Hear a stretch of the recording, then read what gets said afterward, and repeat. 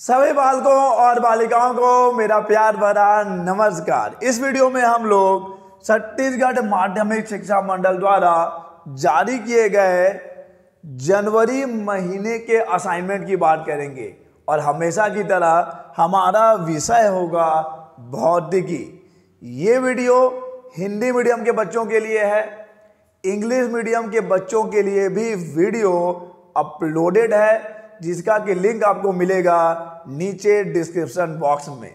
तो चलिए देखते हैं कि इस बार आपसे क्या क्या सवाल पूछे गए हैं और उनका आंसर, उनका जवाब आपको कैसे देना है बहुत ही अच्छे तरीके से। और हम केवल आंसर को लिखेंगे नहीं, हम उन आंसर्स को समझेंगे भी, क्योंकि ये जो सवाल आपसे असाइनमेंट में पूछे जा रहे हैं वो कहीं ना कहीं बहुत ही ज़्यादा इम्पॉर्टेंट है आपके बोर्ड एग्जाम के पॉइंट ऑफ व्यू से। तो चलिए, केवल आप आंसर को छापना नहीं, उनको समझने की कोशिश करना और मैं समझाने की कोशिश करूंगा। तो चलिए, यह है हमारा पहला सवाल। यह है आपके असाइनमेंट का पहला क्वेश्चन। क्या है ये? प्रकाश तरंगों के व्यतिकरण को परिभाषित कीजिए। आपको व्यतिकरण को परिभाषित करना है। व्यतिकरण फ्रिंज प्रतिरूप उत्पन्न करने के लिए यंग डिविसलेट प्रयोग का चित्र बनाइए। यंग के प्रयोग का जो सेटअप है, जो अरेंजमेंट है, जो व्यवस्था है, उसका आपको एक चित्र बनाना है। उसके बाद प्रदीप्त फ्रिंजों के लिए फ्रिंज चौड़ाई के व्यंजक की व्युत्पत्ति कीजिए। फ्रिंज चौड़ाई के लिए आपको व्यंजक निकालना है। काफी लंबा चौड़ा सवाल है, तो धैर्य रख के आपको समझना है और आपको नोट करते जाना है। चलिए, क्या होता है व्यतिकरण? जब लगभग समान आयाम और समान आवृत्ति, जरा कंडीशन पे भी गौर फरमाइएगा, जब लगभग समान आयाम और समान आवृत्ति की दो प्रकाश तरंगें एक ही दिशा में गमन करती हैं, यहां पर आपको व्यतिकरण की कुछ शर्तें, कुछ कंडीशन भी बता दी गई है। क्या है? समान आयाम हो, समान आवृत्ति हो और एक ही दिशा में गमन कर रही हो। ठीक है, तो ये व्यतिकरण की शर्तें हैं, लेकिन आपसे पूछा नहीं गया है, लेकिन इसको परिभाषा में इंक्लूड किया गया है। जब लगभग समान आयाम और समान आवृत्ति की दो प्रकाश तरंगें एक ही दिशा में गमन करती हैं, तो उनके अध्यारोपण, ओवरलैपिंग, एक के ऊपर जब एक तरंग आ जाएगा उसे आप अध्यारोपण कहेंगे। तो उनके अध्यारोपण के कारण आयाम में परिवर्तन हो जाने से, जब दो प्रकाश तरंगें अध्यारोपित होंगी तो उनके आयाम में परिवर्तन होगा और आयाम में परिवर्तन होने से माध्यम के भिन्न भिन्न बिंदुओं पर प्रकाश की तीव्रता भिन्न भिन्न होती है, अर्थात प्रकाश की तीव्रता में परिवर्तन हो जाता है। इस परिघटना को प्रकाश का व्यतिकरण कहते हैं। यह तो परिभाषा है। देखिए, जब भी किसी माध्यम में दो या दो से अधिक प्रकाश तरंगें और ये कंडीशन इन स्थितियों के साथ गमन कर रही हो और उन प्रकाश तरंगों का अध्यारोपण हो जाए, तो अध्यारोपण होने से जो परिणामी तरंग बनेगा उसके आयाम में परिवर्तन होगा और आयाम में परिवर्तन होने से प्रकाश की तीव्रता में भी परिवर्तन होगा और इस तीव्रता में परिवर्तन को ही व्यतिकरण कहा जाता है। यानी कि किसी भी माध्यम में जब दो या दो से अधिक प्रकाश तरंगें गमन कर रही हो, उनका अध्यारोपण हो और अध्यारोपण के फलस्वरूप प्रकाश की तीव्रता में परिवर्तन आ जाए, तो इस परिवर्तन को नाम दिया गया है व्यतिकरण का। हम जानते हैं कि व्यतिकरण दो प्रकार का होता है, एक जिसे हम संपोषी व्यतिकरण कहते हैं, एक जिसे हम विनाशी व्यतिकरण कहते हैं। Constructive interference, destructive interference. Constructive interference में क्या होगा? संपोषी व्यतिकरण में अगर प्रकाश तरंगें समान आयाम में हों तो जो परिणामी तरंग बनेगा उसकी तीव्रता बढ़ जाएगी, तो यह संपोषी व्यतिकरण है। और अगर प्रकाश तरंगें विपरीत आयाम में हों, अपोजिट फेस में हों, तो ऐसे तरंगों के अध्यारोपण के फलस्वरूप जो आयाम होगा उस आयाम में कमी आएगी। आयाम हो सकता है शून्य भी हो जाए, तो प्रकाश की तीव्रता भी शून्य हो जाएगी। तो ऐसे व्यतिकरण को हमने नाम दिया है विनाशी व्यतिकरण का। तो दो प्रकार का व्यतिकरण है, कंस्ट्रक्टिव इंटरफेरेंस यानी कि संपोषी व्यतिकरण, और यह है विनाशी व्यतिकरण। और यह है आपके यंग के डिविसलेट प्रयोग का प्रायोगिक व्यवस्था। तो आपको बस डायग्राम बनाने के लिए बोला गया है, तो आप डायग्राम बनाइए। क्या क्या है चीजें देखिए। इसमें ये जो H0 लिखा हुआ है प्रकाश का स्रोत है, हम एक वर्णी प्रकाश स्रोत ले रहे हैं। उससे व्यतिकरण का जो फ्रिंज बनेगा, जो फ्रिंज बनेंगी वो बहुत ही सटीक और बहुत ही स्पष्ट बनेंगी। इसलिए आप मोनोक्रोमेटिक यानी कि एक वर्णी प्रकाश स्रोत लेते हो तो ये जो S है वहाँ पर एक वर्णी प्रकाश स्रोत है। और S1 और S2 दो स्लिट हैं, बहुत ही नैरो, बहुत ही छोटी, बहुत ही छोटी बोलना चाहिए। तो बहुत ही नैरो स्लिट्स हैं S1 और S2, जो कि व्यवहार करती हैं दो कला संबद्ध स्रोतों की भांति। कला संबद्ध स्रोत किसको कहते हैं? Coherent sources of light.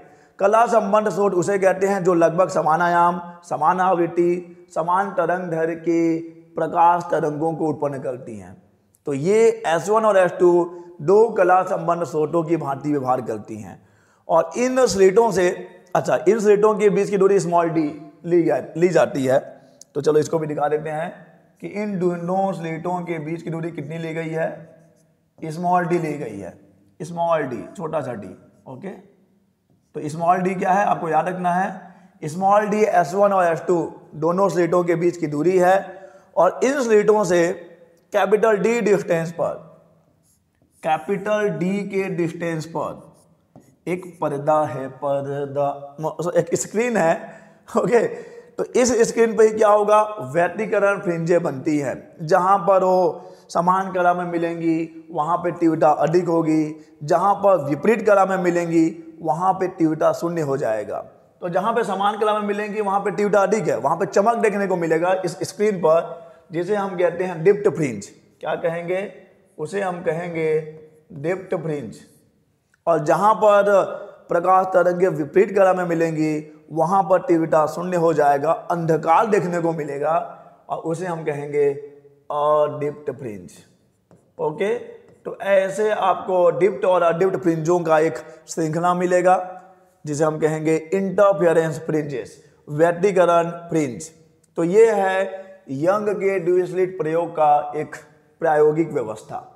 चलिए, अब हमसे जो सवाल पूछा गया है कि भाई आपको डिप्ट फ्रिंज की चौड़ाई ज्ञात करनी है, डिप्ट फ्रिंज की चौड़ाई ज्ञात करनी है, वो आपसे अडिप्ट फ्रिंज की चौड़ाई भी पूछ सकता है। ओके, तो चलिए देखते हैं कैसे करना है।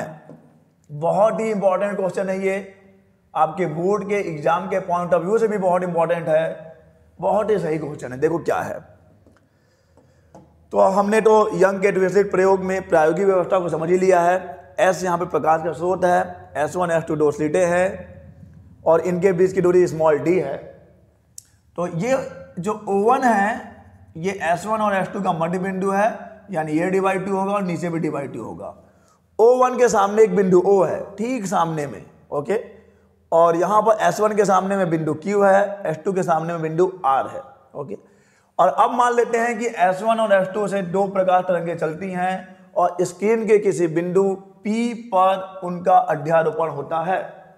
अब ये P मान लेते हैं कि इस मध्य बिंदु जो इस O1 के सामने है, इस O के से कितना दूर है? y नहीं, हमने x लिया है, चलिए x दूरी पर है।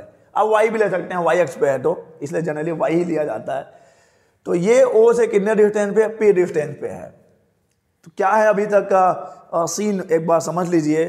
S1 S2 दो स्लिटें हैं जो दो कला संबद्ध स्रोतों की भांति व्यवहार करेंगी, उनके बीच की दूरी स्मॉल d है और इन स्लिटों से कैपिटल D के डिस्टेंस पे ऑब्वियस सी बात है आपका स्क्रीन है। और मान लेते हैं कि S1 और S2 से दो प्रकाश तरंगें चलती हैं और P पर उनका अध्यारोपण होता है। तो अब P पर प्रकाश की तीव्रता ज्यादा होगी कि कम होगी? इसको जरा समझिए, इसको समझिए। पॉइंट P पर जहां पर दो प्रकाश तरंगों का अध्यारोपण हो रहा है वहां पर संपोषी व्यतिकरण बनेगा कि विनाशी व्यतिकरण बनेगा? संपोषी बनेगा तो वहां पर चमक यानी डिप्ट फ्रिंज मिलेगा। विनाशी व्यतिकरण बनेगा, अगर वहां पर विनाशी व्यतिकरण होता है तो अडिप्ट फ्रिंज बनेगा। तो P का जो नियति है, P का मुकद्दर कैसे डिसाइड होगा? P का मुकद्दर इस बात पर निर्भर करता है कि S1 और S2 से जो प्रकाश तरंगें P पर पहुंचेंगी उनके बीच पथांतर कितना है, आपने पढ़ा होगा। हालांकि अभी ये सवाल में नहीं पूछा गया है, वीडियो काफ़ी वैसे भी लंबा होने वाला है, इसलिए मैं ज़्यादा दूसरे टॉपिक्स पर ज़्यादा फोकस नहीं करूंगा, लेकिन फिर भी आपको पता होना चाहिए कि संपोषी व्यतिकरण कब होगा, जब पठांतर लैम्डा बाई 2 का सम गुणक होता है, इवन मल्टीपल होगा। जब पठांतर जिन भी प्रकाश तरंगों का व्यतिकरण होता है, अगर उन तरंगों के मध्य का पठांतर लैम्डा बाई 2 का सम गुणक है, तब तो वहां पर संपोषी बनेगा। और अगर लैम्डा बाई 2 का विषम गुणक है, तब वहां पर विनाशी बनेगा। तो एक्चुअली में हमको क्या करना है, इस P पर पहुंचने वाले S1 और S2 से इस P पर पहुंचने वाले दोनों तरंगों के बीच का पथांतर पहले निकाल लेना है, डेल निकाल लेना है। चलिए, तो हम अपनी कहानी यहीं से स्टार्ट करेंगे, डेल से स्टार्ट करेंगे। डेल जो कि पथांतर होगा, पथांतर, और जरा ध्यान दीजिएगा, हो सकता है वीडियो बहुत लंबा, मतलब काफी लंबा जाए, लेकिन ये आपको समझाने के लिए लंबा जा सकता है, टाइम पास के लिए नहीं। तो जरा फोकस करिए। पथांतर जिसे हम दिखा रहे हैं यहाँ पर डेल से, डेल इज इक्वल टू कितना होगा, S2P। आप डायग्राम से अच्छी तरह से देख सकते हैं कि S2P जो रास्ता है वो S1P से ज्यादा बड़ा है, यानी कि S2P माइनस S1P ये पथांतर होगा। S2 और S1 से जो प्रकाश तरंगे P पर पहुंच रही हैं, उनके द्वारा तय किए गए रास्ते का अंतर, यही है पथांतर। तो S2P माइनस S1P होगा पथांतर। और चलिए यहाँ पर डायग्राम से क्या क्या चीजें क्लियर है। क्लियर है कि S1O1 बराबर है O1 S2 के, और इज इक्वल टू कितना, साथ में इसको भी लिख लेते हैं कि QO बराबर है OR के कितना, तो जनाब ये है D/2। ये जगह पढ़ने वाला है हमको। S1O1 O1 S2 बराबर होगा QO, और साथ में ही OR के, और किसके बराबर होगा, D/2 के बराबर होगा। साथ में देखिए S1Q बराबर होगा S2R के बराबर होगा, और कितना होगा, ये कैपिटल D होगा। इन स्लिटों से ये जो पर्दा है, पर्दा उसके बीच की दूरी है। और कुछ चीज और भी चाहिए होगी, उसको भी हम पहले यहाँ पे निकाल लेते हैं। हमको ये PQ चाहिए होगा, तो देखिए PQ कितना है, PQ हो जाएगा PO minus OQ, PO minus OQ। PO कितना है, POX है, POX है, और X में से अगर आप D/2 को माइनस करेंगे तो आपको मिलेगा PQ। और वही चीज आपको PR के लिए भी कर लेना है। PR इज इक्वल टू होगा PO plus OR is equal to X plus D/2। हमने अपनी तैयारी पूरी रखी है यहाँ पर। अब जो जो चीज़ की यहाँ पे आवश्यकता होगी हम यहाँ से उठा लेंगे, ठीक है। तो चलिए हम चलते हैं अपने समकोण त्रिभुज। हमारे पास दो समकोण त्रिभुज है। एक समकोण त्रिभुज है PQS1, तो सबसे पहले उसी की बात करते हैं। समकोण त्रिभुज, ये आप लिख लेंगे, समकोण त्रिभुज PQS1 में, PQS1 में क्या होगा जी, लगा दीजिए पाइथागोरस का प्रमेय। S1P का स्क्वायर, S1P का स्क्वायर किसके बराबर होने वाला है, PQ का स्क्वायर प्लस PQ का स्क्वायर प्लस S1Q का स्क्वायर। ये पाइथागोरस प्रमेय है, ठीक है। तो ये S1P का स्क्वायर किसके बराबर मिलेगा, PQ कितना होगा, PQ का मान देखिए x minus D plus two, x minus D plus two का होल स्क्वायर प्लस S1Q देखिए किसके इक्वल है, कैपिटल D के इक्वल है, तो ये D स्क्वायर हो गया, ठीक है। और इसको मैं लिख देता हूं, समीकरण नंबर 1 तो ये रहेगा हमारा, सर्वप्रथम ये है, इसको समीकरण नंबर 2 लीजिए। और अब आते हैं हम समकोण त्रिभुज कौन से में, समकोण त्रिभुज PRS2, इसकी बात करते हैं। समकोण त्रिभुज PRS2 में, समकोण त्रिभुज PRS2 में देखो क्या होगा, यहां पे भी आपको पाइथागोरस का प्रमेय ही लगाना है, लगा दीजिए। तो S2P का स्क्वायर, S2P का स्क्वायर बराबर होगा PR के स्क्वायर, PR का स्क्वायर प्लस S2R का स्क्वायर, S2R का स्क्वायर। अब देखिए यहाँ पे पी आर का स्क्वायर, पी आर किसके इक्वल है, P R x plus D by two के इक्वल है, तो ये हो जाएगा x plus D by two का square plus S two R S one Q के बराबर ही है, जो कि कैपिटल डी के बराबर है, तो ये लिख लीजिए डी स्क्वायर। तो क्यों ना हम इसको नाम दे देते हैं समीकरण नंबर 3 का। ओके, और अब आपको चाहिए S2P माइनस S1P, तो हम समीकरण 3 में से समीकरण 2 को घटाने वाले हैं। ओके, समीकरण 3 में से समीकरण 2 को घटाएंगे, हमने इसको ले रखा है, हो सकता है हमको इसकी जरूरत पड़ जाए किसी भी वक्त, तो हम यहाँ पे इसको रखते हैं संभाल के। तो क्या करना है आपको, समीकरण 3 में से समीकरण 3 को घटा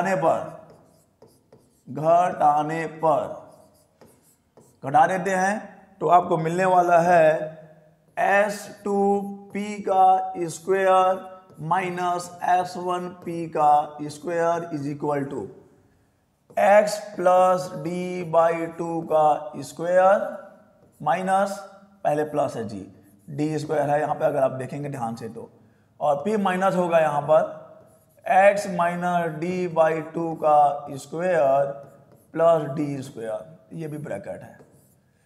S2P का ये है और S1P के लिए ये है। अब घटाइए, जब आप घटाएंगे तो आपको क्या मिलेगा, देखिए ये मिल जाएगा a square plus B square यानी कि डी स्क्वायर अपॉन 4, यही तो मिलेगा ना, a square plus B square plus 2ab, तो 2 और 2 कैंसिल होकर ये एक्स डी आ जाएगा प्लस डी स्क्वायर आ जाएगा, और वही चीज आपको यहां भी मिलेगा। ओके, वही चीज आपको यहां भी मिलने वाला है, minus x square plus D square upon 4 minus x D plus D square, minus का इंटू कर दीजिए, यानी ब्रैकेट ओपन करने का समय आ गया है। अब x square plus D square upon 4 plus x D plus D square minus x square plus, और लेकिन माइनस हो जाएगा, सॉरी माइनस हो जाएगा, और D square upon 4 plus x D minus D square. काटिए, काटने का वक्त आ गया जी, आपको भी काटने का मौका मिल रहा है, इसका काटिए, इसका काटिए, इसको काटिए, इसको काटिए, इसको काटिए, इसको काटिए, तो क्या मिलेगा आपको, आपको मिल जाएगा X D plus x D कितना 2xd, तो ये a square minus B square भी तो है, तो ये हो जाएगा S2P माइनस S1P, और ये हो जाएगा S2P प्लस S1P। ठीक है, a square minus B square हो जाएगा a plus B, a minus B, आपको ये मिल गया है। आपको चाहिए S2P माइनस S1P, ले जाकर भाग दे दो, S2P minus S1P is equal to 2xd upon S2P plus S1P। और अब वक्त है एक स्पेशल स्थिति, एक कंडीशन लगाने का, कंडीशन लगाने का। तो देखिए कंडीशन कैसे लगाएंगे हम लोग, चलो हम यहाँ पे कंडीशन लगाते हैं। ओके, मुझे यहाँ पे पर्याप्त जगह चाहिए होगा, तो मैं थोड़ा सा इसको छोटा भी कर लूँ, जगह तो चाहिए होगा जनाब, बिना जगह कैसे बनेगा।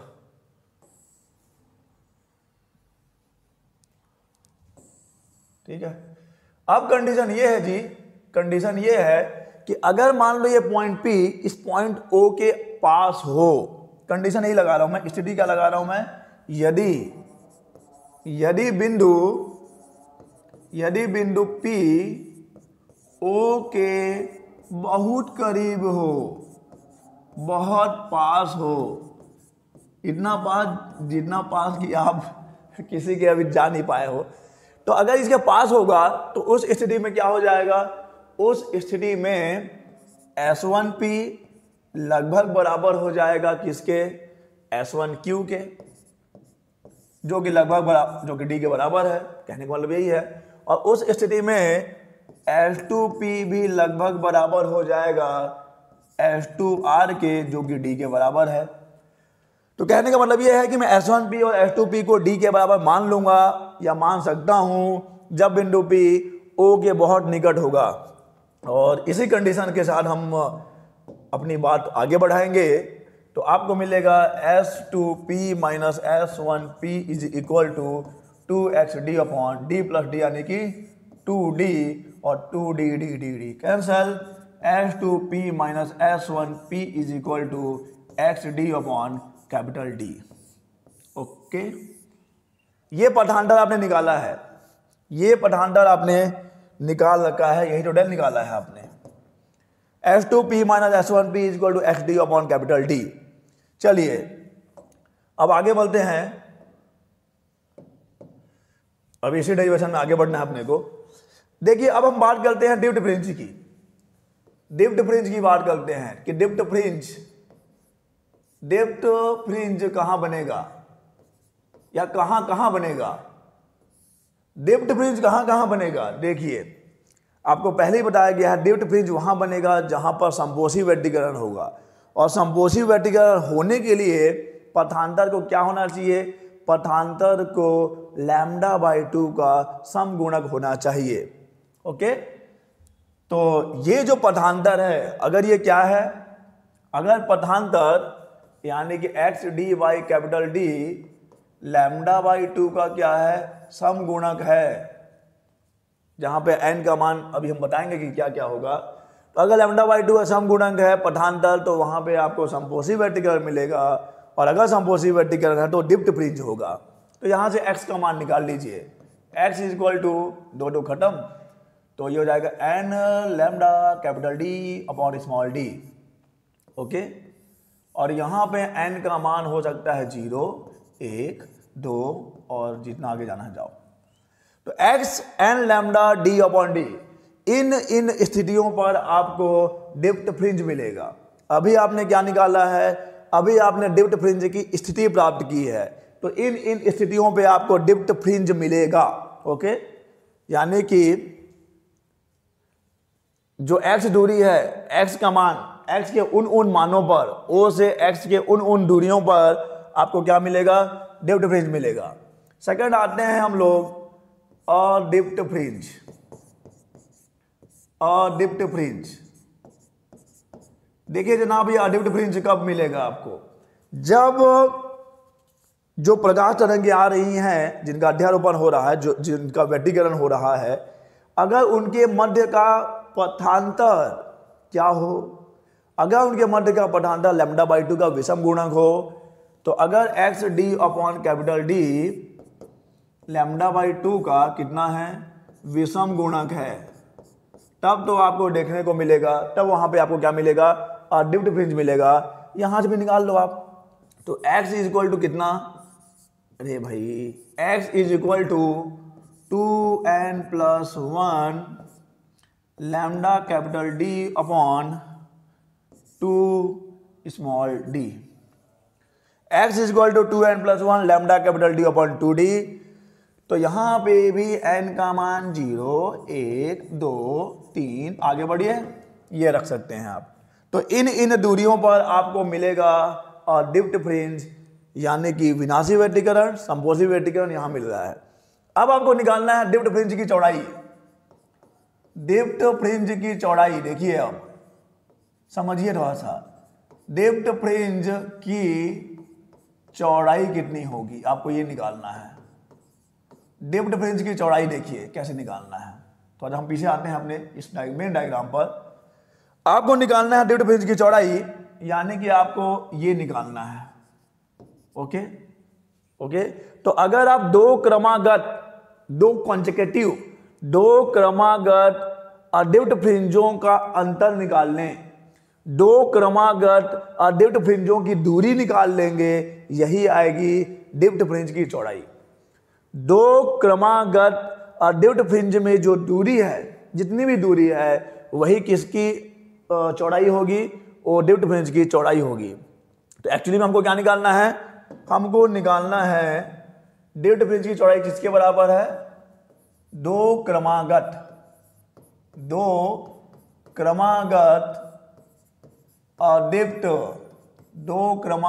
डिप्ट फ्रिंजों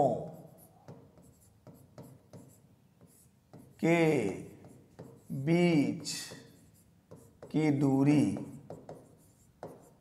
दो क्रमागत अडिप्ट फ्रिंजों के बीच की दूरी, चलो इसको बीटा से दिखा देते हैं। तो क्या करना है आपको xn minus xn minus 1, okay, ये xn है, ये माइनस xn माइनस 1 है, ये एक अडिप्ट फ्रिंज होगा, उसके पहले वाला एक अडिप्ट फ्रिंज होगा, दोनों के बीच का जो अंतर है यही होगा आपका डिप्ट फ्रिंज की चौड़ाई।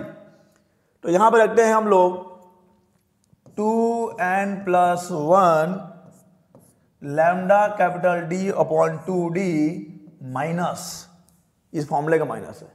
अब n माइनस 1 उसके पहले वाला जो एक डिप्ट फ्रिंज होगा, इसके लिए रखेंगे 2n minus 1 plus 1 lambda D upon 2D। तो भाई लैम्डा D अपॉन 2D तो कॉमन है, तो कॉमन निकाल लीजिए। लैम्डा D अपॉन 2D आ गया बाहर, अंदर में बच गया है 2n प्लस 1, साथ में माइनस है, 2 इंटू n तो 2n बनेगा, माइनस 2 प्लस 1 माइनस 1 बनेगा। सही है ना, ये नहीं समझे क्या? 2 into n 2n, 2 into minus 1 minus 2 plus 1 minus 1 आएगा। तो ये आ जाएगा lambda capital D upon 2D 2n plus 1 minus 2n plus 1। तो यहां से 2n कटा, 1 प्लस 1 2 होगा, 2 और 2 कट जाएगा, यानी बीटा बराबर आ गया lambda D upon 2D। Sorry 2 cut गया है, मैंने खुद बोला था, तो ये small d beta is equal to आ गया lambda D upon D। Lambda D upon D यही है डिप्ट फ्रिंज की चौड़ाई। और देखिए ये जो डिप्ट फ्रिंज की चौड़ाई है कहीं भी वो n पर निर्भर नहीं कर रही है, यानी जितने भी डिप्ट फ्रिंज होंगे सभी डिप्ट फ्रिंजों की चौड़ाई समान होगी।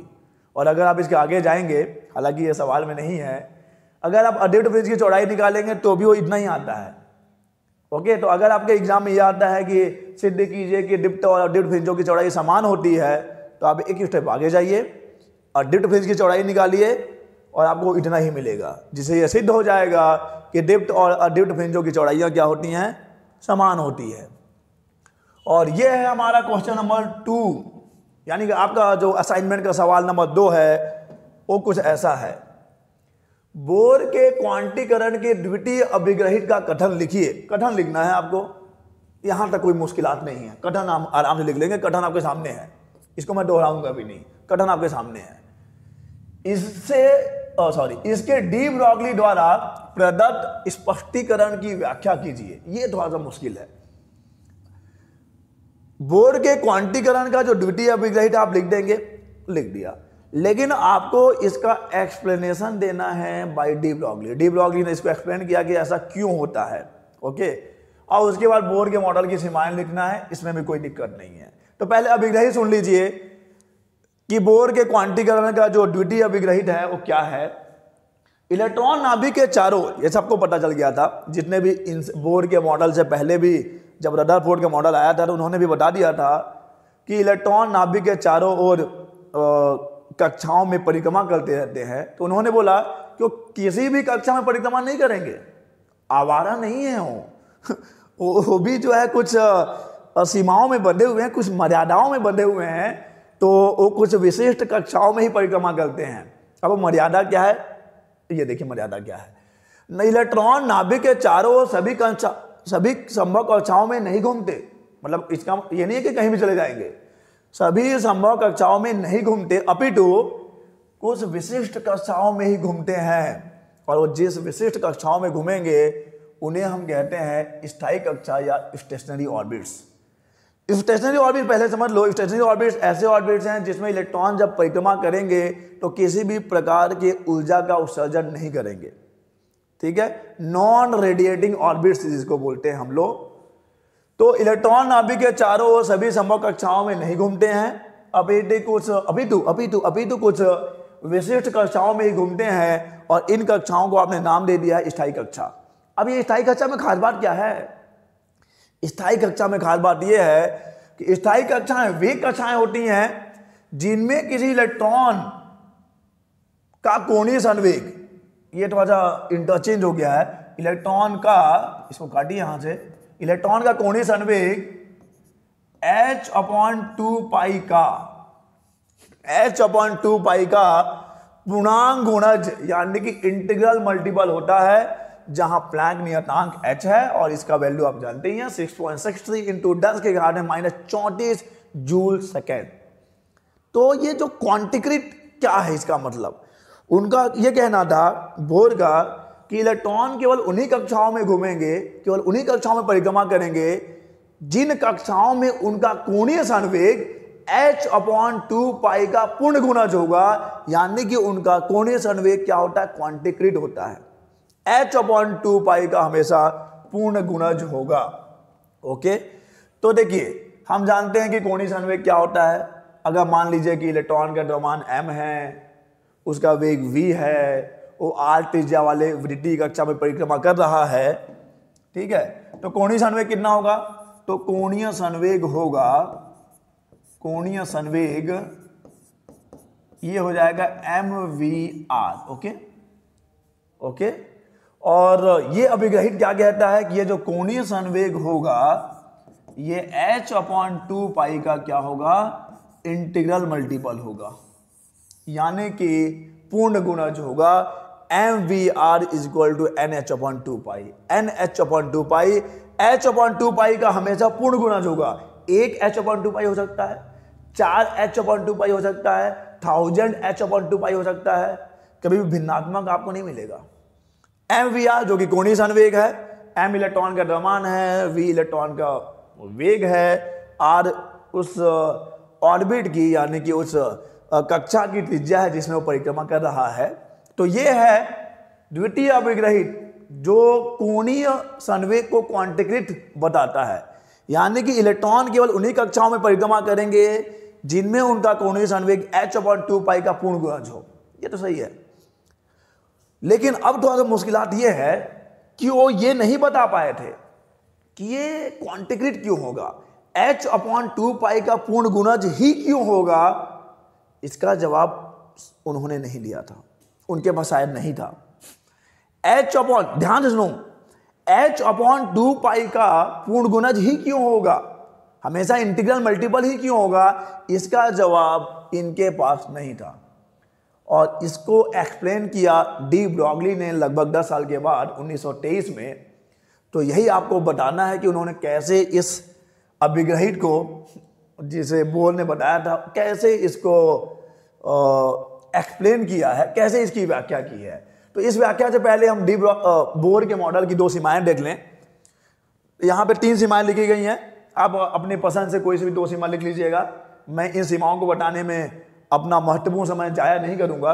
ये 3 सीमाएं हैं, चलो बता ही देते हैं कि इस मॉडल द्वारा केवल 1 इलेक्ट्रॉन वाले परमाणु जैसे हाइड्रोजन या आयनित हीलियम आदि के स्पेक्ट्रम की व्याख्या की जा सकती है। जब स्पेक्ट्रमी रेखाओं का अध्ययन करोगे ना बहुत ही ध्यान से, उच्च विभेदन क्षमता वाले स्पेक्ट्रोग्राफ से, तो क्या मिलता है आपको, तो पता चलता है यार कि प्रत्येक स्पेक्ट्रमी रेखा पास स्थित कई रेखाओं से मिलकर बनी होती है। ये मॉडल उन रेखाओं की भी व्याख्या नहीं कर पाता है ठीक से। ओके, इस मॉडल द्वारा स्पेक्ट्रमी रेखाओं पर चुंबकीय क्षेत्र का प्रभाव पड़ता है, जिसे हम जीवन प्रभाव कहते हैं, ये उसकी भी व्याख्या नहीं कर पाता है। तो ये 3 है, कोई भी पसंद कर 2 आप लिख लीजिएगा। बोर के परमाणु मॉडल की कमियां हैं। और अब हम आते हैं कि डी ब्रॉगली ने कैसे बोर के क्वांटमीकरण के अभिग्रहित को, डी ब्रॉगली ने कैसे स्पष्टीकरण उसका दिया है। कैसे, देखिए बोर ने क्या बोला था कि इलेक्ट्रॉन केवल उन्हीं कक्षाओं में परिक्रमा करते हैं, उन्हीं कक्षाओं में घूमेंगे जहां पे उनका कोणीय संवेग h/2 का क्या होगा, h/2 का इंटीग्रल मल्टीपल होगा, जहां पे n का मान 1 2 3 4 5 आगे बढ़ेंगे हम लोग। तो ये होगा बोर के अनुसार, लेकिन क्यों होगा इसका जवाब उनके पास नहीं है। मतलब उन्होंने नहीं बताया था, वो एक्सप्लेन नहीं किए, हो सकता है किसी ने पूछा ही ना हो, उनको आता हो किसी ने पूछा ही ना हो। लेकिन 10 साल बाद, जैसे कि मैंने बताया 1923 में डी ब्रॉगली जब अपने डी ब्रॉगली तरंग दैर्घ्य के साथ आते हैं, आपको डी ब्रॉगली हाइपोथेसिस पता होगा, डी ब्रॉगली का की जो अवधारणा है वो पता है कि डी ब्रॉगली ने बोला कि जैसे आप बोल रहे हो ना कि प्रकाश का यानी कि विकिरण का द्वैत प्रकृति है और तरंग भी है और कहीं कहीं कण के जैसा भी है, तो इनकी क्या अवधारणा है? ये बोलते हैं कि यार जो गतिमान कण है ना उनका भी ड्वेल नेचर है, उनकी भी द्वैत प्रकृति है। यानी कि किसी भी गतिमान कण तो कण है, लेकिन अगर वो गतिमान है तो उसके साथ एक तरंग भी संलग्न होता है जिसे हम लोग द्रव्य तरंग कहते हैं, या जिसे हम उनके नाम पर डी ब्रॉगली तरंग कहते हैं। और उन्होंने क्या बोला कि ये जो तरंग है जो किसी गतिमान कण के साथ संलग्न होता है उसका तरंग दैर्घ्य कितना होगा? h/mv होगा, जिसे हम लोग डी ब्रॉगली तरंग दैर्घ्य भी कहते हैं। ओके, डी ब्रॉगली तरंग दैर्घ्य भी कहेंगे। इलेक्ट्रॉन एक कण है जो कि नाभिक के चारों ओर परिक्रमा कर रहा है, सबको पता है जैसा कि हमने पढ़ा है। तो परिक्रमा कर रहा है, गतिमान कण है, यानी कि उसके साथ भी एक तरंग संलग्न होता है। ओके, यानी और उस तरंग का तरंग दैर्घ्य आप यहां से दे सकते हो। अब वो आते हैं कि देखो मैं बताता हूं कि जो कोणीय संवेग है इलेक्ट्रॉन का हमेशा h/2 पाई का इंटीग्रल मल्टीपल यानी कि पूर्ण गुणज ही क्यों होगा। उसको उन्होंने समझाया है अप्रगामी तरंगों से। जी हाँ, आपने क्लास 11 में चैप्टर 15 में तरंगों के बारे में पढ़ा है, वहां पे प्रगामी तरंगे पढ़ते हैं आप, जिसे हम प्रोग्रेसिव वेव कहते हैं, जो आगे बढ़ते हैं, और अप्रगामी तरंग बोलते हैं। अगर आपको अप्रगामी तरंग नहीं पता है बालक या बालिका, तो कृपया करके पहले समझ लो। आप जाके उस बुक को ओपन करिए जो पड़े पड़े धूल खा रही होगी इस लॉकडाउन में लॉकडाउन तो एक्चुअली खत्म हो गया, लेकिन इस कोरोना काल में तो पढ़िए, जाके अपना कीमती वक्त पढ़ाई को दीजिए। पढ़ाई आपको बहुत कुछ दे सकता है जीवन में। तो देखिए यहां पर अप्रगामी तरंगे हम यहां पे बात कर रहे हैं। उन्होंने जिस तरीके से समझाया हम उसी तरीके को समझ रहे हैं। उन्होंने बोला अगर आपके पास डोरी है, डोरी रस्सी है, स्ट्रिंग है, और स्ट्रिंग में अगर आप कहीं भी प्लग्ड करोगे, कहीं भी डिस्टर्ब उसको करोगे, उसमें तरंगे उत्पन्न होती हैं, और ये तरंगे एक अप्रगामी तरंग होंगी, क्योंकि वहां पर क्या होता है, डोरी अपनी जगह पे लिप करता है, मतलब कॉन्ट्रैक्ट होगा एक्सपैंड होगा, कॉन्ट्रैक्ट होगा एक्सपैंड होगा। ठीक है, तो मैं पूरा उस अप्रगामी तरंग को समझाने नहीं जाऊंगा। उन्होंने बोला आप समझिए जाके अप्रगामी तरंग। वैसे भी वीडियो लंबा हो रहा है, लोग बोर हो रहे होंगे इतना समय क्यों खा रहा है हमारा मजाक कर रहा हूं। तो अब देखो, ये मान लीजिए कि अप्रगामी तरंगे डोरी में उत्पन्न अप्रगामी तरंगे हैं। तो उन्होंने बोला आप देखो, अब देखिए ध्यान से देखिए आप कि अप्रगामी तरंगों को जंपिंग लाइन पे ध्यान दीजिए, एक सिरे से दूसरे सिरे तक जाने और वापस आने में कुल दूरी कितना तय करना पड़ता है। तो देखो यहां पे λ/2 जाएगा, λ/2 आएगा, यानी कि 1 लैम्डा दूरी तय करना पड़ेगा। ओके, या फिर अगर वो ऐसे वाइब्रेट हो रहा है, अब अच्छा आपको पता होगा ना, इसको हम लोग नोड बोलते हैं, इसको हम लोग एंटी नोड बोलते हैं। तो अगर स्ट्रिंग है जो कि दोनों सिरों से बंधा है तो लास्ट में तो आपको नोड ही मिलेगा। तो अगर मान लो ऐसे भी उसकी विधा कुछ ऐसे है कि वो ऐसे वाइब्रेट हो रहा है, तो यहां भी देखिए ये कितना है, ये 1 लैम्डा हो जाएगा ना, ये 1 लैम्डा है, तो लैम्डा गया और लैम्डा आया, यानी कितना आया, 2 लैम्डा दूरी तय किया।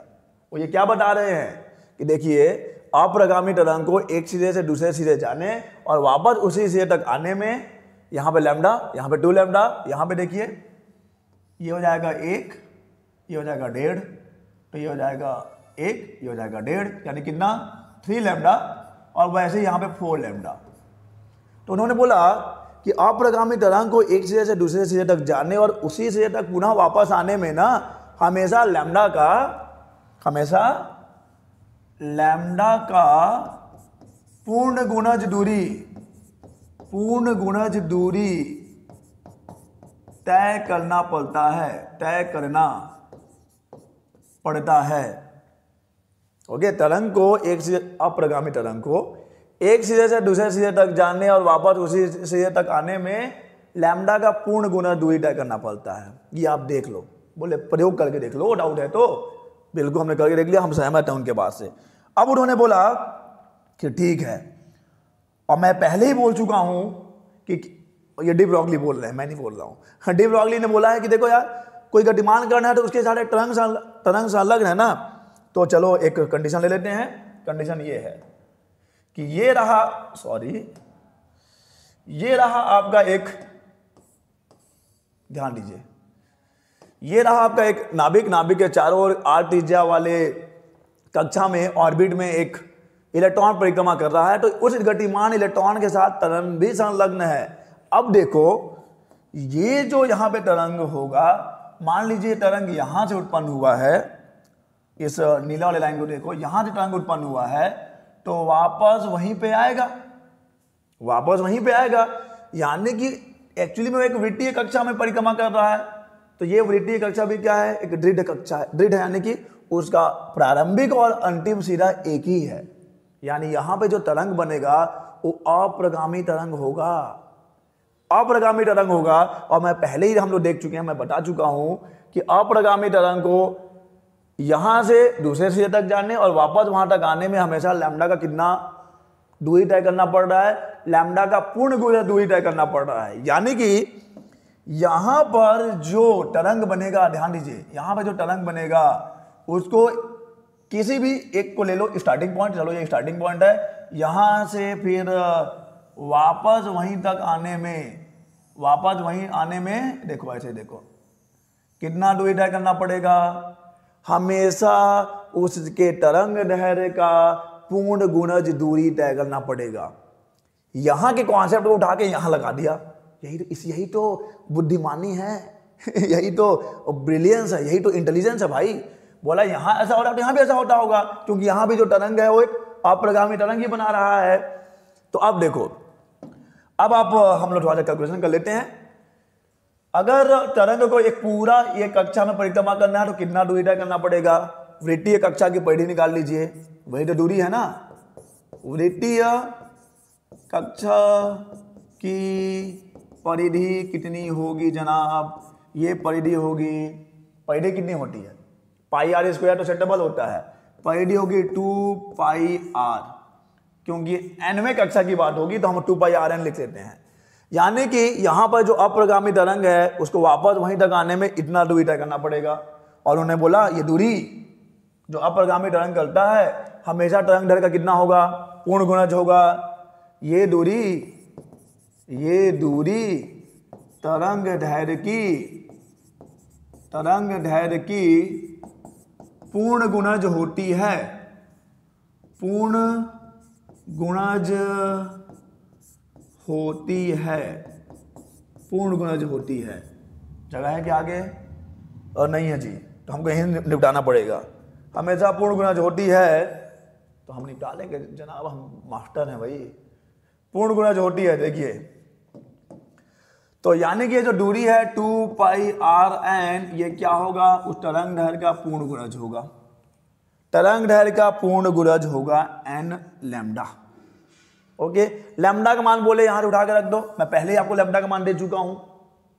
तरंग दैर्घ्य डी ब्रॉगली तरंग दैर्घ्य आपको पहले ही दिया गया है, लैम्डा का मान रख दीजिए, तो आपको मिलता है 2 pi R N is equal to N into H upon M we.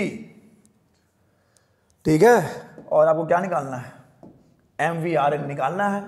अरे तो वेलोसिटी को भी एन लेना पड़ेगा ना, जिस कक्षा में होगा उसका वेग, उस वाले कक्षा का वेग। यहां से देखिए क्या मिलेगा आपको, M V N R N is equal to N times of H upon 2 pi. बस इसको मैंने व्यवस्थित कर लिया है। तो बोले देखो ये है कि कोणीय संवेग h अपॉन 2 पाई का क्या होगा, हमेशा इंटीग्रल मल्टीपल होगा, हमेशा पूर्ण गुणज होगा। तो ये है बोर के क्वांटमीकरण के अभिग्रहित का डी ब्रॉगली द्वारा स्पष्टीकरण। कैसे डी ब्रॉगली ने उसको समझाया है हम लोगों को, हम कम दिमाग वालों को। ठीक है, ओके, चलिए अब आगे बढ़ते हैं। ये है हमारा थर्ड सवाल, ओके, कि प्रकाश विद्युत प्रभाव के नियम लिखना है। तो फटाफट से नियमों को लिख लीजिए। क्या है नियम, इसमें कोई दिक्कत नहीं है। प्रकाश विद्युत प्रभाव के नियम, दी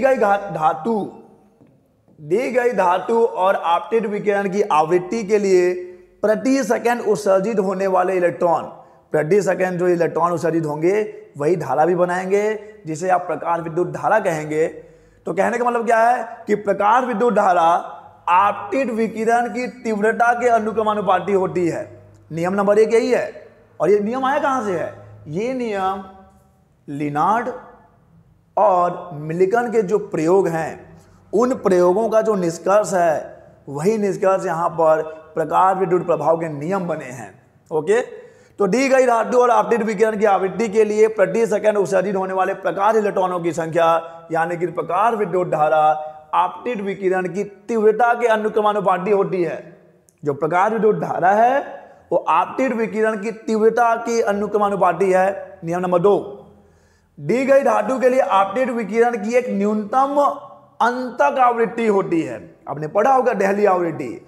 उससे कम आवृत्ति का अगर प्रकाश आप आपतित करवा रहे हैं तो तीव्रता चाहे जितनी भी हो जाए, बिल्कुल भी वहां से प्रकाश इलेक्ट्रॉनों का उत्सर्जन नहीं होगा, यानी प्रकाश विद्युत धारा प्रवाहित नहीं होगी। तो हम बात कर रहे हैं यहां पर डेहली आवृत्ति की। डेहली आवृत्ति के ऊपर उत्सर्जित होने वाले प्रकाश इलेक्ट्रॉनों की आपको कम से कम डेहली आवृत्ति के बराबर या उससे अधिक आवृत्ति का विकिरण आपको आपतित करवाना पड़ेगा अगर आपको इलेक्ट्रॉन वहां पे उत्सर्जित करवाना है तो। और अब अगर आपकी आवृत्ति, आपकी मतलब आपका जो विकिरण आ रहा है उसकी आवृत्ति डेहली आवृत्ति से अधिक है, तो वहां पर जो इलेक्ट्रॉन उत्सर्जित होंगे उन इलेक्ट्रॉनों की अधिकतम गतिज ऊर्जा आपतित विकिरण की आवृत्ति पर निर्भर करती है, तीव्रता पर नहीं। बहुत इंपॉर्टेंट पॉइंट है, विज्ञान की दुनिया को हिला देने वाला पॉइंट है ये। ऐसा तो ही ना, ठीक है, ऐसा ही छोटा मोटा नियम नहीं है, बहुत ही।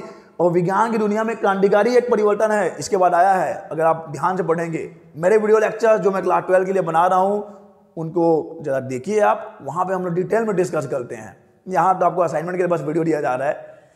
तो डेहली आवृत्ति के ऊपर उत्सर्जित होने वाले प्रकाश इलेक्ट्रॉनों की अधिकतम गतिज ऊर्जा किस पर निर्भर करेगी? आवृत्ति पर निर्भर करती है, न कि तीव्रता पर। और ये जो एक है लास्ट में, प्रकाश विद्युत उत्सर्जन एक तात्क्षणिक प्रक्रिया है, एक इंस्टेंटेनियस प्रोसेस है, यानी कि जैसे ही धातु पर विकिरण आपतित होगा वैसे ही वहां से इलेक्ट्रॉनों का उत्सर्जन स्टार्ट हो जाएगा। वहां पे कोई भी समय का अंतर नहीं है। ऐसा नहीं है कि विकिरण आएगा, इलेक्ट्रॉन फिर जागेंगे, फिर वहां से भागेंगे, नहीं, जैसे ही विकिरण आएगा वैसे ही वहां से इलेक्ट्रॉनों का उत्सर्जन स्टार्ट हो जाएगा। ये एक तात्क्षणिक प्रक्रिया है। तो आप बोल सकते हैं कि प्रकाश इलेक्ट्रॉन उत्सर्जन होने लगते हैं। विकिरणों के आपतित होते ही प्रकाश इलेक्ट्रॉन उत्सर्जित होने लगते हैं। तो ये नियम है, कोई बड़ी बात नहीं है। उस परिघटना का नाम लिखिए जो प्रकाश के कणीय प्रकृति को दर्शाता है। यह भी कोई सवाल है? प्रकाश विद्युत प्रभाव। अरे प्रकाश विद्युत प्रभाव ही तो है, प्रकाश विद्युत प्रभाव। अरे भूल गए क्या? जब पूरी दुनिया मानने लगी थी कि हाँ भाई प्रकाश तो तरंग ही है, फिर प्रकाश विद्युत प्रभाव को एक्सप्लेन नहीं कर पाए। याद है ना, तरंग सिद्धांत से आप प्रकाश विद्युत प्रभाव को एक्सप्लेन नहीं कर सकते। फिर आइंस्टाइन आए अपने आइडिया के साथ कि हाँ भाई प्रकाश विद्युत प्रभाव को हम लोग कभी एक्सप्लेन कर पाएंगे जब ये मानेंगे कि प्रकाश क्या है? कण है। कणीय प्रकृति से ही आप प्रकाश विद्युत प्रभाव को एक्सप्लेन कर सकते हो। और अब आते हैं कि प्रकाश को प्रकाश से, क्या बात है, अरे प्रकाश को रोशनी से मिला दो। प्रकाश को प्रकाश से मिला रहे हैं। प्रकाश को प्रकाश से मिलाने पर अंधकार उत्पन्न हो जाता है। ओहो हो, इसलिए प्रकाश को रोशनी से मिलाना चाहिए, तब उजाला होगा और घर घर उजाला होगा। प्रकाश को प्रकाश से मिलाने पर अंधकार उत्पन्न हो सकता है या हो जाता है, ठीक है। इस परिघटना का नाम लिखिए तथा स्पष्ट कीजिए, बहुत ही आसान है, अभी आपको बताया है। व्यतिकरण जी, व्यतिकरण वो घटना है। क्या होता है व्यतिकरण में? देखिए, अगर दो या दो से अधिक प्रकाश तरंगों का अध्यारोपण होता है, अगर वो समान कला में होंगे तो तीव्रता बढ़ जाएगा, और अगर वो प्रकाश तरंगे विपरीत कला में हैं तो क्या होगा? तीव्रता 0 हो जाएगी, तीव्रता 0 हो जाएगा। इसको हम लोग बोलते हैं कौन सी घटना?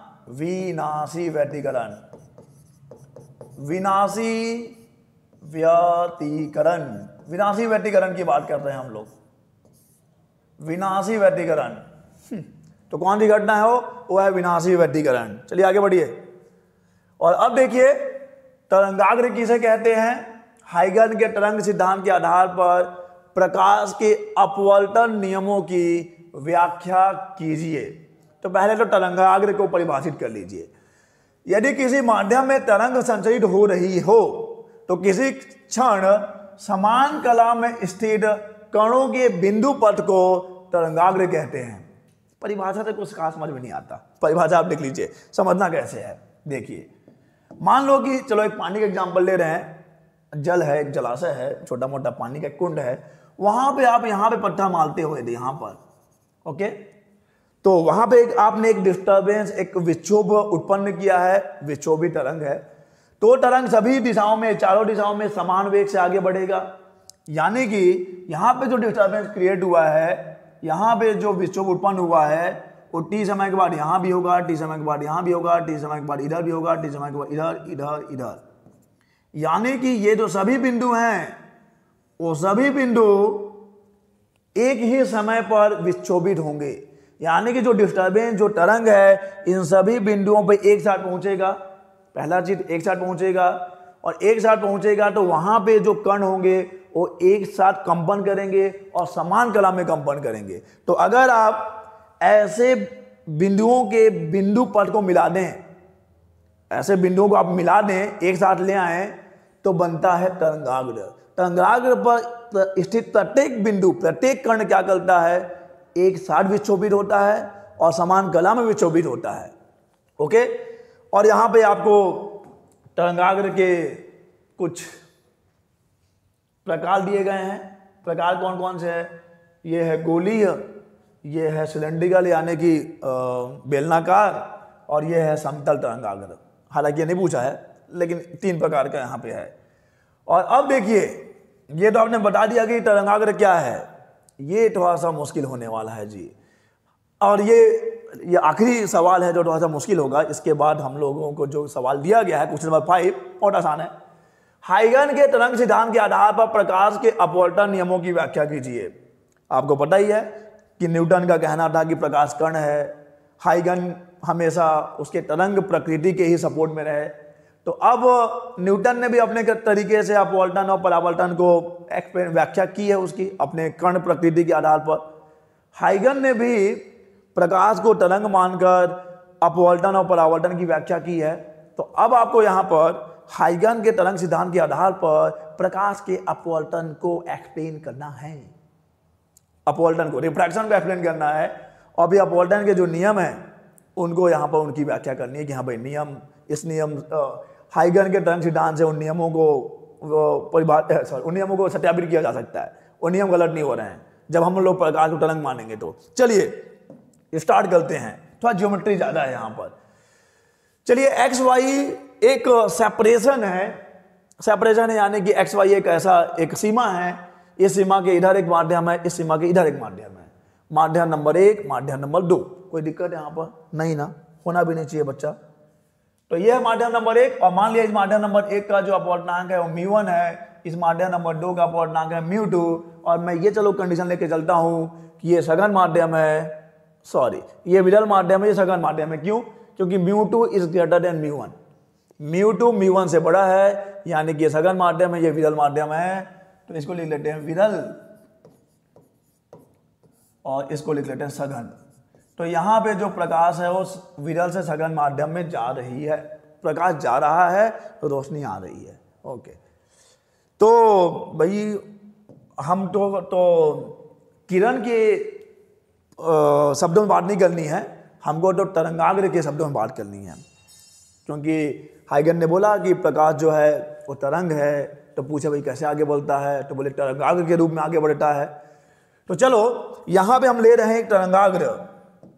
चलो मान लेते हैं कि ये ए बी एक तरंगाग्र है, जरा समझिएगा, ये ए बी एक तरंगाग्र है, एक समतल तरंगाग्र है, जो कि एक्स वाई यानी कि जो दोनों मीडियम की जो एक सीमा है वहां पर बिंदु ए पर आपतित होती है, इंक्लाइंड हुई है, मतलब किसी कोण पे आपतित हुई है, ऐसे आपतित नहीं हुई है, किसी कोण पे आपतित हुई है। ए बी एक तरंगाग्र है। ये सब चीजें आप चाहे तो नोट कर सकते हैं, लेकिन मैं नोट करने जाऊंगा तो बहुत ज्यादा समय लगेगा, तो मेरा काम यहाँ समझाना है, और आप कुछ कुछ चीजें लिख सकते हैं अपने मन से। तो ए भी एक समतल तरंगाग्र है जो कि एक्स वाई सतह के बिंदु ए पर आपतित होती है, और जिस क्षण पे वो अपडेट होती है, जैसे ही ये ए बिंदु यानी ए वाला सीधा इस एक्स वाई समतल पे अपडेट होता है, हमने बोला हमारा समय प्रारंभ हो गया t बराबर 0। वही हमारा t शून्य है, प्रारंभिक समय है जैसे ही वो बिंदु ए पर अपडेट होता है। ओके, और अब आपको पता ही है कि अगर आप तरंगाग्र के किसी भी बिंदु पर लंब खींचेंगे तो वहां पर किरण की दिशा को प्रदर्शित करती है। तो यहां पे किरण कौन हो गया, यहां पे किरण हो गया, चलो P एक किरण है और ये भी एक किरण ही है, तो एक किरण से हमारा काम चल जाएगा। दो किरण नहीं चाहिए मेरे को एक किरण ही चाहिए, बस एक किरण से मेरा काम चल जाएगा। तो P एक किरण है, ठीक है। और अगर मैं यहां पर N और N1 एक लंब खींच देता हूं तो मुझे ये एक आपतन कोण भी मिल जाएगा I, ठीक है।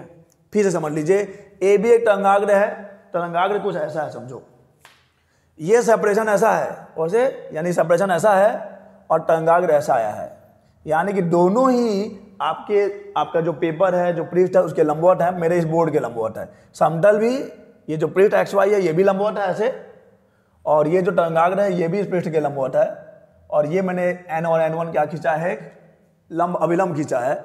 ये PA, तो ये जो PA किरण है वो किस में होगी, आपके पृष्ठ के समतल में होगी। ओके, तो PA एक अपडेट किरण है। तो यहां पे हम लोग ले लेते हैं कि भैया हमारा आपतन कोण कौन है। यहां पे आपतन कोण है, ध्यान से समझना नहीं तो स्लिप हो जाएगी, समझ नहीं पाओगे। आपतन कोण जिसको हम आई लेते हैं, कोण कितना है, ये PAN है। ओके, आपतन कोण PAN। और यहां पर अब देखिए एक चीज और है कि ये जो PAN है, अभी तक तो कहानी यहीं तक कही गई है तो हम इसके आगे नहीं बढ़ेंगे। अब देखो कि A जब आपतित हो गया यहां पर, ये जब तरंगाग्र बिंदु A पे आपतित हुआ है तो हमने वहां से अपना घड़ी स्टार्ट कर दिया है। तो धीरे धीरे करके AB के जो बिंदु होंगे क्रमशः एक्स वाई पे आते जाएंगे। हो सकता है ये यहाँ पे आ जाए, फिर कुछ समय के बाद ये यहाँ पे आ जाए, फिर कुछ समय पे ये यहाँ पे आ जाए। ओके, फिर कुछ समय लास्ट में, सबसे लास्ट में कौन आएगा, B पहुंचेगा कहां पर, B1 पर।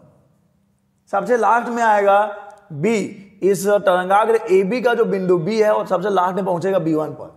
और मान लेते हैं, चलो एक चीज और हम मानना ही भूल गए कि मान लेते हैं कि इस माध्यम में प्रकाश का वेग V1 है, इस माध्यम में प्रकाश का वेग V2 है। ओके, और पता ही है कि विरल माध्यम, ये सघन माध्यम है, तो V1 बड़ा होगा V2 से, क्योंकि विरल माध्यम में प्रकाश का वेग अधिक होता है, सघन माध्यम में प्रकाश का वेग कम होता है। तो अब मान लेते हैं कि B को B1 तक आने में, कितना समय लगा है, माना B को B1 तक आने में, यार ये आप लिख लेना, माना B को B1 तक आने में T समय लगता है, तो यहां पर B1 कितना हो जाएगा, V1 इंटू T हो जाएगा, V1 इंटू T हो जाएगा। सही है, वेग या फिर चाल इंटू समय, तो B1 इक्वल टू V1T हो जाएगा। लेकिन आपको यह समझना चाहिए कि जैसे ही तरंगाग्र का बिंदु A, जो पार्ट A है, इस बिंदु पे आपतित हुआ है, तो वहां खड़ा नहीं होगा कि चलो मेरा तो सफर पूरा हो गया। सफर पूरा नहीं हुआ, इस वाले माध्यम में सफर का अंत हुआ है, तो दूसरे वाले माध्यम में सफर का आगाज हुआ है। इसलिए तो कहते हैं कि हर अंत एक नया आगाज होता है। तो जब ये यहां पे अंत हुआ है उस माध्यम में, तो यहां पे क्या करेगा, अब इस बिंदु A से द्वितीयक तरंगिकाएं निकलेंगी, हाइगन के द्वितीयक तरंगिकाओं का सिद्धांत। ये जो एक तरंगाग्र है उसका हर एक बिंदु क्या करता है, उसका हर एक बिंदु द्वितीयक तरंगिकाओं का एक स्रोत होता है, द्वितीयक तरंगिकाएं उत्पन्न करता है। तो अब ये जो तरंगाग्र A के बिंदु A से जो द्वितीयक तरंगिकाएं उत्पन्न होंगी वो माध्यम 2 में मान लेते हैं तो V2 से चल रहा है। यहां पर जो द्वितीयक तरंगिकाएं उत्पन्न होंगी, माना कौन से वेग से जा रहा है, द्वितीयक तरंगिकाएं दूसरे माध्यम में। देखो अगर उसी माध्यम में रहती तो आपको पता होना चाहिए कि द्वितीयक तरंगिकाएं भी मूल तरंगाग्र के वेग से चलती हैं, लेकिन क्योंकि माध्यम बदल गया है, दूसरे माध्यम में वेग दूसरा होगा, तो हम ये मान लेते हैं कि यहाँ पे जो द्वितीयक तरंगिकाएं हैं वो V2 वेग से चल रही हैं, तो यहाँ पे उसका वेग V2 है। तो जितने समय में B1 में पहुंचा है, यहाँ से जो तरंगाग्र उत्पन्न हुआ होगा, ए से जो तरंगाग्र उत्पन्न हुआ होगा वो कितना दूरी तय कर लिया होगा, इसको हम लोग मान लेते हैं। इसके लिए आप क्या काम करोगे, आप ले लोगे त्रिज्या कितना v2 इंटू टी, ये आर्क ले लो और ये v2t लेके आप एक आर्क काट लो, ऐसा आर्क यानी एक चाप काट लो, ऐसा चाप काट लिया। और चाप काटने के बाद आप क्या करेंगे, चाप काटने के बाद आपको करना यह है जनाब कि आप उस बिंदु B1 से यहां पर एक स्पर्शरेखा से खींच दीजिए। खींच दिया है तो आपको Q मिल जाएगा। तो जब आपको Q मिलेगा तो यहां पर A Q is equal to v2t होगा, A Q is equal to v2t होगा। और ए क्यू देखो पी ए क्या है, अपवर्टित किरण है, तो ए क्यू क्या बनेगा, ए क्यू एक अपवर्टित किरण बनेगा। तो यहां पर n1 ए क्यू क्या बनेगा, इसको लिख देता हूं अच्छे से, A Q is equal to v2t। तब यहां पे अपवर्तन कोण कितना हो जाएगा, अपवर्तन कोण R बराबर हो जाएगा n1AQ, कोण n1AQ। ठीक है, तो यहां तक ही थोड़ा सा चीजें मुश्किलें थी। अब देखिए, अब हम लोग आ जाते हैं कि भैया हमको हाइगन के सिद्धांत से अपवर्तन के नियमों को सत्यापित करना है। तो पी ए अपवर्तित किरण है और ए भी एक अपवर्तित तरंगाग्र है। यहां पर B1Q क्या हो जाएगा, B1Q अपवर्तित तरंगाग्र हो जाएगा। B1Q अपवर्तित तरंगाग्र है और AQ यहां पर अपवर्तित किरण है। ओके, तो यहां पर ये देखिए, जिस कोण की आप बात कर रहे हो अपवर्तन कोण, जिसे आपने I बोला है, जो कि कोण P पान के बराबर है, पान PAN के बराबर है। और हमने कहा है कि भैया किरण हमेशा तरंगाग्र के लंबवत होती है, तो लंबवत है। तो अगर आप 90 में से NAB को घटा दें, कोण NAB को घटा दें, तो भी तो आपको ये मिल जाएगा I। समझने वाली बात है। अगर आप इस 90 में से कोण NAB को घटा देंगे, यानी कि अगर आप इसको घटा देंगे जनाब, अरे लाली क्यों आया, इसको अरे भाई नीला नीला नीला पिंक ले लेता हूं, इसको घटा देंगे तो आपको ये कोण मिल जाएगा, मिल गया। लेकिन एक चीज सोचने वाली बात ये भी तो है, ये भी तो 90 ही है। तो अगर इस 90 में से इसको फिर घटा दूंगा तो भी मुझे क्या मिलेगा, तो भी मुझे I मिलेगा। यानी कि कोण BAB1 भी कितना है, I है, इसलिए उसको I लिखा गया है। अब आपका दिमाग खुल गया होगा कि BAB1 भी क्या होगा, I होगा। पहला लक्ष्य हमने पा लिया। दूसरा लक्ष्य क्या है, यहां पे जो R है, ये देखिए R, अगर आप इस 90 में से, जरा ध्यान दीजिएगा, अगर इस 90 में से, इस 90 डिग्री में से अगर इसको घटा दें, इस वाले कोण को, इस 90 में से अगर इस वाले कोण को घटा देंगे तो R मिलेगा ना। किसमें घटाना है आपको, देखो R यहाँ पे एक्चुअली में कोण N1AQ है, जो कि 90 माइनस कोण B1AQ भी होगा, कोण B1AQ भी होगा। और अब फिर समझने वाली बात है जनाब, मेरे बच्चे, मेरे बालक, मेरी बालिका, कि यार ये एक समकोण त्रिभुज है जिसमें ये 90 है, ये एक समकोण त्रिभुज है जिसमें ये 90 है, ये R है। R कैसे आपको बताया जाएगा, अगर 90 में से ये कोण को घटा दोगे तो ये बचेगा ना, नहीं बचेगा, नहीं समझे। अरे यार ये त्रिभुज का 180 होना चाहिए था, 180 में 90 लेके अलग हो गया, 90 बचा, तो इन दोनों का योग 90 होना चाहिए। तो 90 में से अगर आप इसको घटा दोगे ये मिलेगा। तो 90 में से अगर आप, फिर से वही है, 90 में से अगर आप B1AQ को घटाओगे तो क्या मिलेगा, ये कोण मिलना चाहिए। और 90 में से B1AQ को घटाने पे क्या मिलता है, R ही तो मिलता है, यानी वो भी R है, वो भी R है। ओके, तो इतनी सारी चीजें यहाँ पे क्लियर हुई हैं। अब हम आ जाते हैं यहाँ पर, ठीक है। अब देखिए हम क्या क्या सिद्ध कर चुके हैं, हमने ये सिद्ध कर चुके हैं जनाब, मेरे बच्चे, मेरे भाई, मेरे बंधु, ठीक है, कि ये कोण I है, ओके, और ये कोण R है, हम ये सिद्ध कर चुके हैं, इतना हमने बता दिया है। तो इसके बाद की कहानी क्या है, हम ले लेते हैं समकोण त्रिभुज। देखो इसमें समकोण ये है, समकोण त्रिभुज ले लेते हैं ABB1। समकोण त्रिभुज ABB1 ठीक है, साइन लगा दीजिए, साइन आई ले लेता हूं मैं यहां पर। तो साइन आई क्या होगा, साइन आई होगा लंब बटे कर्ण, तो इसके सामने जो है वो लंब है, तो BB1 लंब है, 90 के सामने जो होगा वो कर्ण होगा, यानी AB1 कर्ण है। तो sine I is equal to BB1 कितना है, BB1 कितना है देख लीजिए, BB1 हमने बोला है कि ये V1 इंटू टी है, तो ये V1 इंटू टी हो जाएगा, इसको अब AB1 ही रहने दो, कोई दिक्कत नहीं है। और उसके बाद ये जो समकोण त्रिभुज है, कौन सा समकोण त्रिभुज, इसको भी देख लो, समकोण त्रिभुज AQB1 यहां भी आप साइन लगा दीजिए, लेकिन साइन आर लेना आप। तो साइन आर क्या होगा, इसके सामने जो है वो लंब है, यानी AQ लंब है, और 90 के सामने जो है वो कर्ण है, यानी AB1 कर्ण है। AQ कितना था याद है, V2 इंटू टी था डिवाइडेड बाई AB1।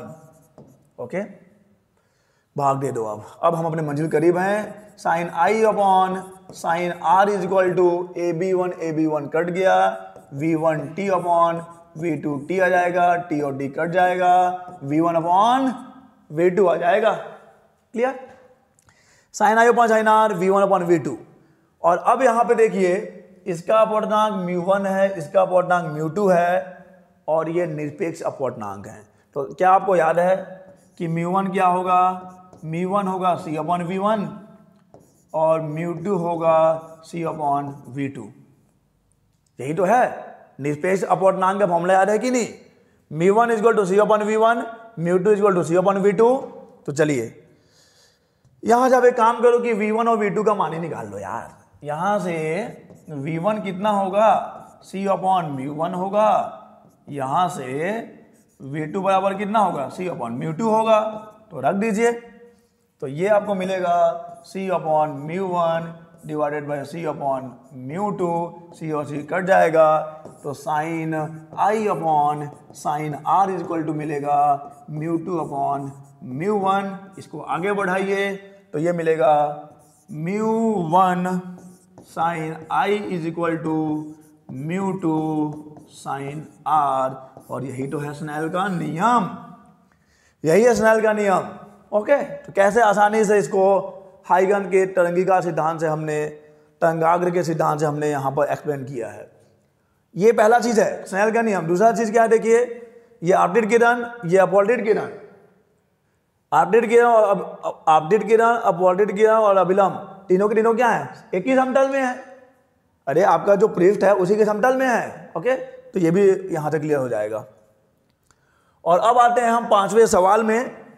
पांचवा सवाल क्या है कि एक इलेक्ट्रॉन है, एक अल्फा कण है, एक प्रोटॉन है। चलो प्रोटॉन है, गतिज ऊर्जा समान है, सबकी गतिज ऊर्जा समान है। इनमें से किस कण की डी ब्रॉगली तरंगदैर्घ्य न्यूनतम होगी, सबसे कम यहां पर डी ब्रॉगली तरंगदैर्घ्य किसका होगा।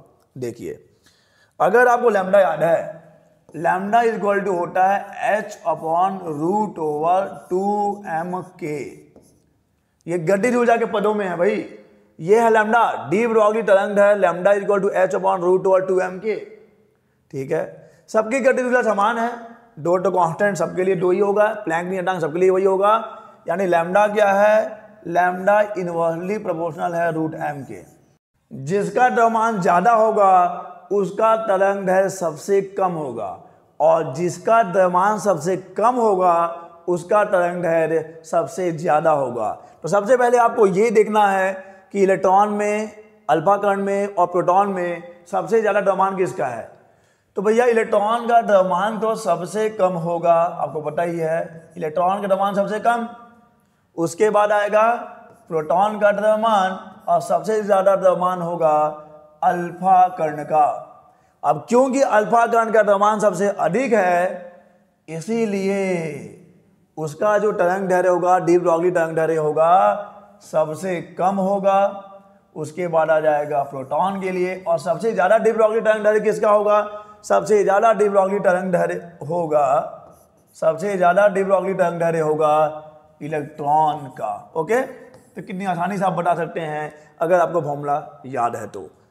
और ये है आपका 5वें क्वेश्चन का सेकंड, जो कि लास्ट है। रेडबर्ग सूत्र का उपयोग करके हाइड्रोजन स्पेक्ट्रम की जो लाइमर श्रेणी होती है उसमें से प्रथम 4 स्पेक्ट्रमी रेखाओं के तरंगदैर्घ्य को परिकलित कीजिए। बहुत ही आसान है, ये सॉल्यूशन आपके सामने है। इसको करके मैं आपका वक्त जाया नहीं करूंगा, देख लीजिए एक बार। ये जो है Sc upon lambda is equal to 13.6 into 1.6 into 10 to the minus 19 1 अपॉन n1 का स्क्वायर माइनस 1 अपॉन n2 का स्क्वायर, ये है रेडबर्ग फॉर्मूला। और जब इसको सॉल्व कर लेंगे आप तो आपको ये मिलेगा। और लाइमर श्रेणी के लिए n1 कितना होगा, 1 होगा। लाइमर श्रेणी के लिए n1 1 होगा। उसके बाद n2 की वैल्यू आप 2 3 4 5 6 7 8 इंफिनिटी तक जा सकते हैं। याद रखिए, लाइमर श्रेणी के लिए n1 का मान 1 होगा, n2 कहां से स्टार्ट होगा, 2 3 4 5 से स्टार्ट होगा। और जब यहां पे आप 2 3 4 5 रखेंगे तो आपको लैम्डा के जो मान है क्रमशः ये मिलते जाएंगे। ओके, तो ये था आपका जनवरी महीने का असाइनमेंट, जिसको हमने यहाँ पे बहुत अच्छे से समझा है। तो चलिए, इस वीडियो में बस इतना ही। हम लोग मिलेंगे अपने अगले वीडियोस में, तब तक के लिए अलविदा।